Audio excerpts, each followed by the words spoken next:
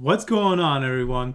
Today I want to talk about the MBA and whether it's still worth it in 2020. So as we rolled into the new year, I want to talk about the MBA for this year. Is it a good investment for you? Well, the short answer is that yes, an MBA is a worthwhile investment for the average person. But there's a qualifier to that. It's going to depend on your circumstances. So the nuances of your circumstances and what your goals are. So let's talk about salary. And let me open up the screen over here so you guys can see what I'm saying. Okay, so salary wise, according to pay scale, the Master of Business Administration, MBA, average salary is $87,000 a year. So this is compared to the average salary of someone with a Bachelor's of Science degree, which is $69,000. So this is between a $15,000 to $20,000 increase over a bachelor's degree. So to me, that sounds like a worthwhile investment. But that said, you're going to have to take into consideration other factors such as the cost of attendance and opportunity cost, money that you may be giving up to pursue an MBA. So let's say that the cost of attendance is typically going to be between, according to this website, $60,000 to $100,000 a year. But that's only one consideration. Are you going to be attending your MBA program on a full-time basis? Well, if you are, then you're probably going to have to give up your full-time salary. How much are you earning? If you're earning $100,000, that's going to be 2 years for your MBA. That's going to be $100,000 each year that you're giving up, plus the cost of tuition, which could be anywhere between $60,000 and $100,000 a year. So that's up to $300,000 of costs up between actual costs and opportunity costs.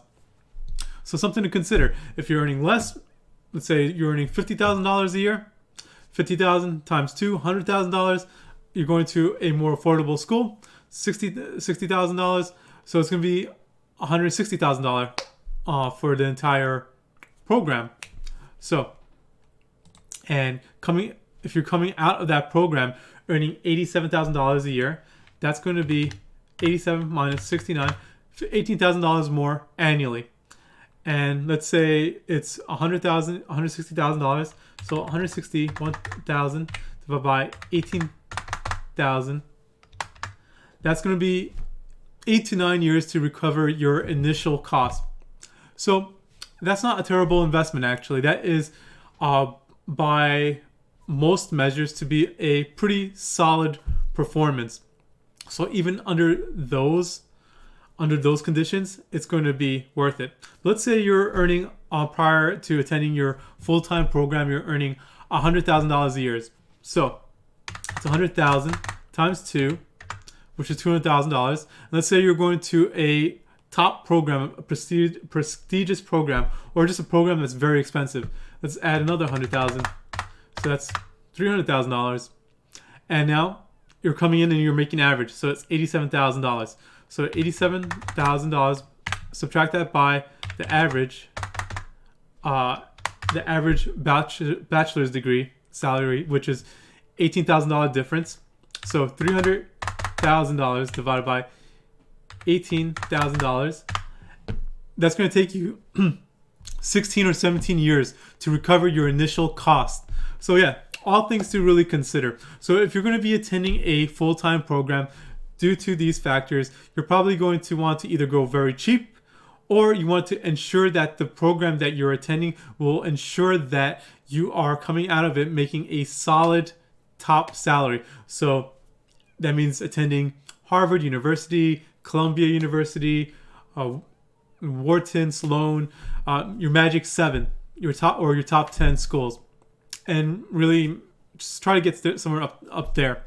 So, but that said, there are other opportunities to earn your MBA program. Earn your MBA. You can earn it on a part-time basis. If you're earning it on a part-time basis, you're not necessarily going to be giving up your full-time salary. You can be working full-time and then you're attending your MBA program on a part-time basis. Now, part-time programs are not as good for career pivots. If you want to change your career, it's not going to help you as much because the full-time program is more geared towards that, especially if you go to a top school where you have more access to the career center, the career development programs at your school, where you're able to attend or get into internships with companies while you're completing your education. So, but if you're just seeking to like take your career to the next level, maybe get a promotion at your job, tick off that checklist of educational requirements in order to continue to advance yourself within your current career, then a part-time program can be a very powerful opportunity for you to continue to advance yourself within your career. So something to consider. So instead of, with a part-time program, you're not going to be giving up that salary that as an opportunity cost. So if you're earning, let's say, $60,000 a year, 60,000 times 2, in a full-time program, that would be you giving up $120,000. So, but in a part-time program, you're not going to give that up. It's just going to be the cost of tuition. And in addition to that, your employer may even supply you with tuition reimbursement. If your employer supplies you with tuition reimbursement, this will further reduce the cost of your education. So let's look at this. So, and let's take a look at some other skills just so you guys get a exposure to a range of different potential salary opportunities. So let's look at Rutgers University. Rutgers University is a state school in New Jersey, and it's actually where I earned my MBA on a part-time basis. So that's the bachelor's degree. Rutgers Business School salary. So the average salary is $108,000, which is a bit more than $87,000. Rutgers is not a top school, but within the MBA rankings, it's maybe top 50 to 60 ranking. So, but now let's compare this to Harvard University. The average salary for someone with a degree from Harvard, an MBA from Harvard University, is $149,000, which is a solid salary by any measure. And there's a lot of opportunity to earn more than that. So,